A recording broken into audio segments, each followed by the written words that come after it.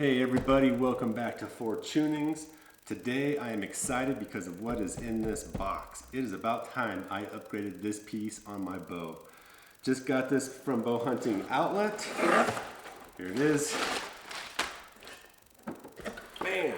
CBE Custom Bow Equipment Engage Hybrid 3-pin micro adjustable sight. I am stoked to finally have this, and this review is only going to be on this piece. Part 2 is going to be installing it onto my bow and shooting it and sighting it in, so stay tuned for that. But let's dig into this sight. All right, so get this stuff out of the way. I have been contemplating going to a 3-pin sight for some time. On my current bow, I have an 08 Bowtech Allegiance, older bow for sure. I love that bow. It's just great shooting bow. But it came with a True Glow 5-pin sight. I literally have had probably the same sight forever. And I've been wanting to get a new sight. I've been wanting to go to a 3-pin from a 5-pin. That was my main driving focus behind this. Over the years, shooting with the 5-pin, and all the bow hunters out there know this. But those 5 pins, as they come across, they're stacked up, 5 of those. And they start to take away some of your sight picture of the animal out there, right? So all 5 of those pins are cutting across generally the body of the animal, whether it's from the rear to the front or from the front into the midsection there. And I'm just kind of tired of it. You get hard to focus on the one pin you want. For me, just probably like 90% of the hunters out there, I had mine set up from 20 up to 60, and so they're really close, very, very close. And so I decided to go to a 3-pin sight, get a little bit more gap between the pins in your sight, and hopefully not clutter that sight picture. That was my ultimate goal. Plus, it was just time to upgrade, so it was time to do this. I'm thinking about getting a new bow next year. I could just take this sight maybe to that new bow. And with the True Glow that I take off of my Bowtech, I'm actually going to put that on my son's Diamond Infinite Edge. I've done some reviews on those. See the links for that. The sight on that bow is a piece of garbage. It just is. It's junk. And so I'm going to put that onto his bow, and that'll be perfect for him. It's a fixed 5-pin. I'll probably take out the 5th pin for him, and he'll have 4 pins. Thought about doing a 4-pin, but I finally settled on a 3-pin. And yeah, super stoked about that. When I was reviewing online for which sight I wanted, it really came down to 4 choices for me, and these were all 3-pin choices. Just a preference that I wanted to go towards instead of the single pin or maybe a double pin. And it came down to the Black Gold Verdict Ascent. It came down to the IQ Pro Hunter sight, and came down to the third one was the Trophy Ridge React Trios. And these are all between the $200 to $300 price range. And at a certain point, you just have to make a decision about which sight is it going to be. And the few videos I could see on this one, it just looked such top quality. The machining, the sight tape, which is a forward-facing sight tape towards your eye, not on the side of the sight that's facing away from you. The adjustability of the 3-pin, I could take them if they're at 20, 30, 40, hit a knob real quick, adjust down, and get down to my exact ranges if it's up to 50, 60, out to 100. And you can get in the lines too, 64, 73 yards. I could adjust it right to that with that bottom pin being at that sight. So super stoked. That was one reason I went with this. Those other sights looked great. I was this close to picking up the IQ Pro Hunter because the bottom sight on that one has an adjustable knob that just lowers that one sight. That was really intriguing to me. Almost got that one.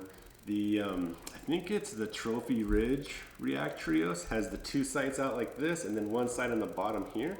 That was intriguing to me because that takes away one more of those pins that's kind of horizontal to the ground level, I would say. One's vertical, right? That was really intriguing to me. And I settled on the CBE. Like I mentioned, you just got to make a choice here at a certain point. I gotta get this on my bow. Got a lot of archery shoots coming up.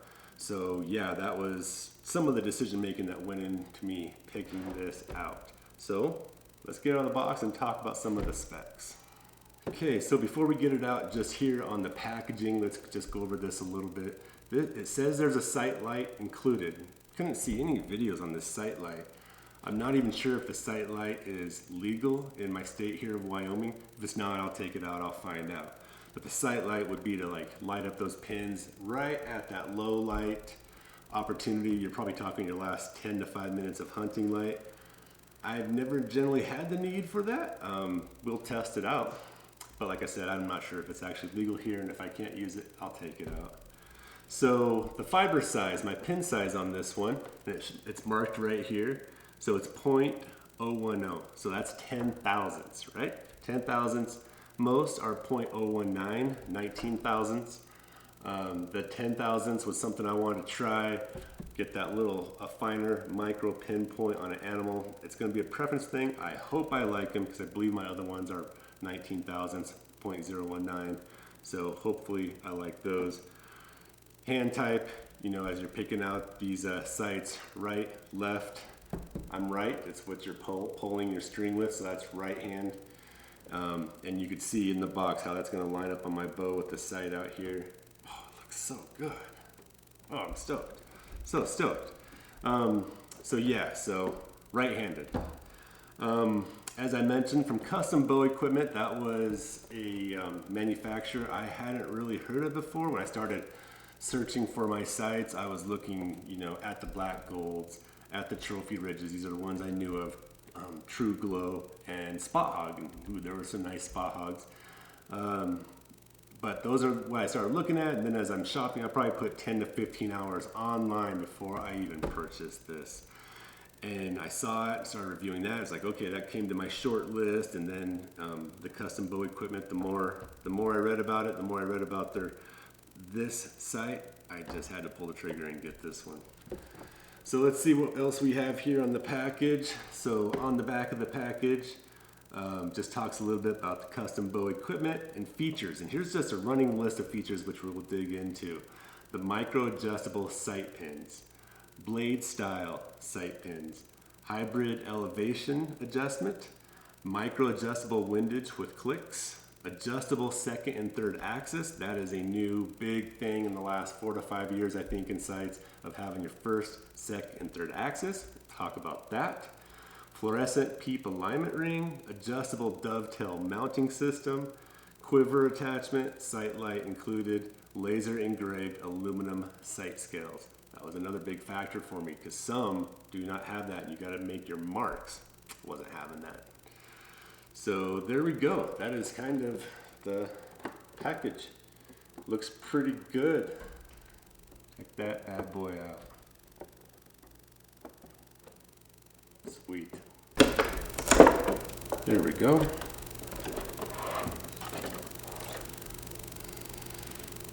There it is. 3-pin. There's that angle. That.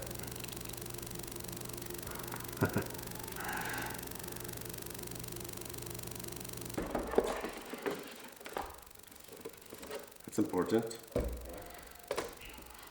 Thought that had to be in there. Oh, didn't see that fall out either. There's the sights. Oh, don't forget to look underneath the little white cap.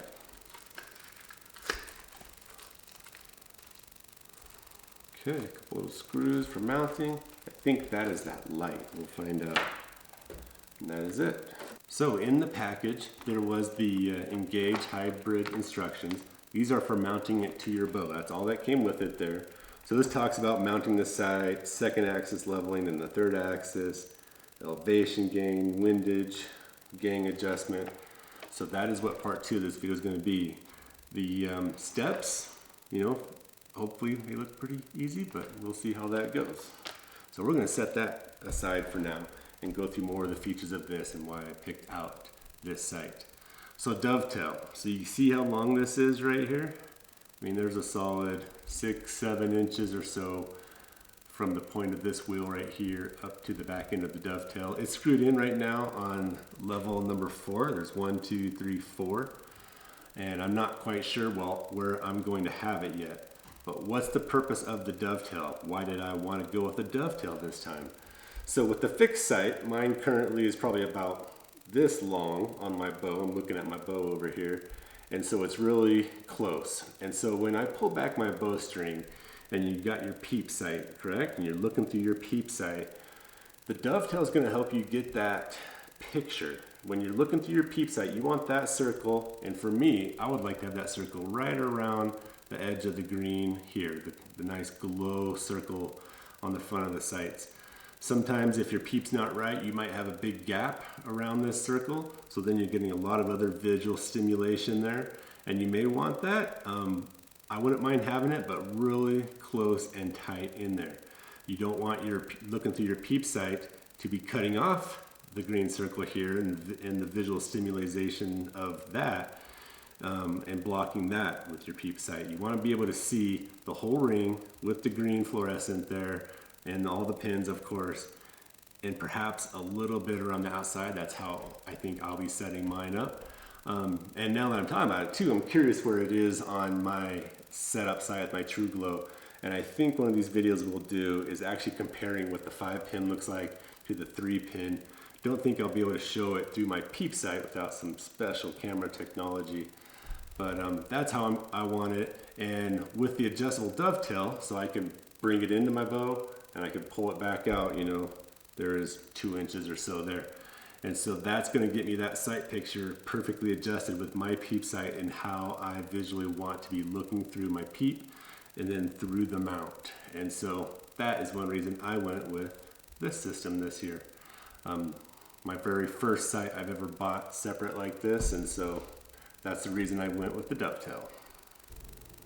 All right, so as I mentioned, this has 3 axis adjustments. Your first axis adjustment is that parallel left to right. And basically as you're setting that up, in order to set that up, it's this housing right here, your scope on your sights. Can either rotate left or rotate back. So that's going to be your first adjustment there. Your second one is straight through. And in order to align that one, that is your left to right adjustment. It has the bubble right there. But there it is. That's how you're going to be lining that one up to get it level. And then your third one is vertical, like this. And basically in order to do that, once we use the instructions to set up my bow, that is where this can spin left and right. So it's important we get the first and second axis lined up correctly. Those are critical. The third axis, what's that going to do is when I am aiming downhill, like out of a tree stand, uphill, never really had a steep uphill shot. That third axis will help get this all lined up using our bubble, and it'll be aligned and on target. If I'm shooting up, down, if you're level shooting straight out in front of you, your first and second's good. I get that third axis level. Now when I'm shooting downhill, I'll be level, uphill, I'll be level. Because as you know, shooting out to, once you get past 30 yards, you get out to 40, 50, and you're aiming at your point through your pins on what you believe is your shot, where the target area is, that's a big adjustment in where your arrow is going to land on that animal. If it's going to land high or land low. So 3 axis, that's really neat. I'm looking forward to mounting that on the bow and getting that set up. So we mentioned that this is very adjustable, and it's adjustable for elevation and for windage. So for elevation, you have this little locking knob right here. I believe I'm going to flick that up, and then you have the turn wheel here on the side. And there it's turning. I want to reverse this so you can see the needle here going up and down. Like I mentioned, I don't have my yardage plates on that. It's not set up, but you can see it's going to be going up. That should be my real close in, your lower numbers at the top. And I'm going to go down, get to that 100 yardage mark or something. And you can see that the housing here went down, which means you're going to be aiming higher at the animal. So there's your elevation. I'm just going to lock that back in place. That feels really good and solid. See if I'm pressing it pretty hard. I can click that right back out real nice and easy. So that's pretty slick. And then for our windage, what I need to do here on the bottom is this knob, and I'm going to unloosen that. And now, so when I'm getting this sighted in, here's one thing I really wanted, and when you're talking micro adjustments, some sights you cannot hear clicks, and the click is how far you're moving over. And I believe in the directions it talks about that. When we go to sight this in, we'll discuss it more. But I'm going to take this knob here, and here is some lines on the top on this little measuring device. It's not numbered or nothing like that. But say I want to move it left or right. You hear the clicks? I'll go fast so you hear the clicks. You hear that. So that is moving it as I turn the knob counterclockwise. It's moving it to the right. As I'm moving it clockwise, it's moving it to the left. And I could hear that. And so when I'm sighting in and say I'm going to need to get 1.5 inches over, that potentially is going to be 1 click or 2 clicks. We're going to find out when I get this sighted in. So stay tuned. That's why I want you to come back and watch that video. So I'm not quite sure what each of the white lines, how far that is right now. Probably in the instructions here. Probably have read it, and I just don't remember off the top of my head. I do want to talk about this real quickly. Here are the fibers that are illuminating the pins on the inside. So it's in this nice clear protective housing right there. I thought I read somewhere that it said it was 12 inches of fibers in there. That's really going to keep these pins really well lighted right now. As I mentioned, micro pins. And I'm going to bring that in really close. I hope that's coming through. Let me move my hand out of the way. Hopefully that is coming through, and you could see just how small those are. And those are small. What is really neat about these pins as well is that they are a blade. A lot of your pins are really thin metal coming out of the housing out to where the pin is. These are more blades. You know, one thing that's going to be, those are going to be really solid and durable. What I have noticed with my pins sometimes when they are just that little thin piece of metal coming out to your pin is that they could potentially be bent. They could be a little bit more flimsy. I've always wondered that when I go to tighten them, are they actually parallel? I think because these are bigger, running on 2 rails on the inside of the housing, that they're going to be spot on parallel. So that's a pretty neat feature, and I hope that really works out. So as I've mentioned, the micro adjustability of this sight is one reason I wanted to pick it up. And I can adjust each one of these pins individually, which really attracted me to this sight. And what you'll end up doing is there's the little hex screws, they're right in there. You'll unscrew one of those for one sight and then use this little knob on the top to move it up and down. And I can move it right now. I don't hear clicks. I'm not sure if there will be clicks. We'll find out when we do get this set up, and that'll be in the part 2 of this video. But that really attracted me, where I don't move the whole sight housing. I can micro adjust one pin at a time. And of course, like in my old True Glow on my bow, every bow hunter's gone through this with your first bow, where you would unscrew the hex screw there and you would just kind of tap, tap, tap, tap. And you're trying to get it a little bit and then tap, and it slides, a centimeter, and you're like, oh my Lord, where was I? And you sit there and adjust that thing back and forth. No matter how good you are, when you're unscrewing them, you'll wiggle them a little bit, they will move. This takes all the guessing out of that. I unscrew one pin, up, down, and get it to where I want it. Screw it back in, tighten it up, and keep practicing, keep sighting. That is awesome. So 2 other adjustments on this that I want to discuss, and they are in the instructions here on the side, which we will get to when we're mounting it, is the elevation adjustment and the windage gain adjustment. And you'll hear that elevation gain adjustment, windage gain adjustment. What is gain adjustment? Gain, like a group. And what that is I'm able to move the entire housing. So all your pins, there's your gang, right? They're all moving together, this way, this way. That's a gang adjustment. So right here is a little bit more of a elevation adjustment. You could undo these 2 hex pins here, and I can move them down 1 or up 1. And if they go up, it's going to move the housing down. If I mount it into this position here, it'll move the housing up.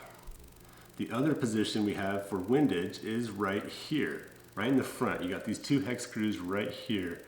And with the lighting, you're not going to be able to see it, but there are 4 holes on that piece right there. And so there's one set, I could see just the edge of them here and here, which means I could take this whole housing and move it over one. Now there's 2 on the left side, and it was kind of hard to see, and I kind of had to grab a flashlight, look down in there, and you could see them, but there's 2 holes on the left side of these 2 hexes here. So I could actually unscrew these and I could move this entire housing, the windage gang adjustment, to the left, 1 or 2 spaces there, all depending on your preferences. And so that's a pretty neat feature too, so pretty neat. All right, so as I mentioned, also in the package you have your sight tapes. So right now there's just the white sight tape there, and that's where your aluminum or your metal sight tape will go. And you'll just undo these 2 little hex screws here, take out that one, slap in the other one, screw them in, tighten it down. And so these tapes come in several different tapes. And there's also a little red tape that will help you as you're sighting in. And so on that red tape there is a 30. And then here's these other numbers, and it's 2 through 14 there. And if you flip it over, here is 1 through 15. And then as you see on the sight tapes, there's kind of a mixture here. I got these kind of flipped around. Flip them over. Here's the even sides. And as you flip these over, there's the 1, 3, and so on.